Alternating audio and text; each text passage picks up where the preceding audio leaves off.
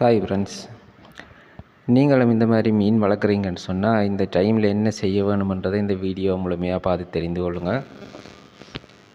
அன்றைக்கு ஒரு நாள் 2 மணி நேரத்துக்கு மேலாக கரண்டு கட் ஆகிட்டுது. அப்போ இந்த கொய் மீன் நிறைய நேரம் ஆக்சிஜன் இல்லாமல் நீரில் இருக்காதுன்றது உங்களுக்கு தெரியும். அப்போ என்ன செய்யணும்னு சொன்னால் உடனே புது தண்ணியில் மீனை மாற்றி போட்டு அதுக்கு பிறகு இந்த மாதிரி அதுக்குள்ளே உள்ள தண்ணியை எடுத்து கொஞ்சம் உயர்த்தி ஊற்றினோம்னு சொன்னால் அதுலேருந்து நீர்க்குமிழிகள் நிறைய வரும். அந்த நீர்க்குமிழியில் ஆக்சிஜன் இருக்குது. அப்போ அந்த ஆக்சிஜன் மூலம் இந்த மீனை நாங்கள் தப்ப வச்சு கொள்ளலாம். குறைஞ்சது 15 நிமிஷத்துக்கு ஒரு தடவை இந்த மாதிரி செய்து கொண்டிருந்தால் மீனை நாங்கள் இறக்காமல் காப்பாற்றி கொள்ளலாம். எப்போதுமே நாங்கள் வளர்க்குற உயிர்கள் மேலே கவனமாக இருக்கணும். அதை இலகுவாக இறந்து விடக்கூடாது என்பதில் கவனமாக இருக்க வேண்டும் நான்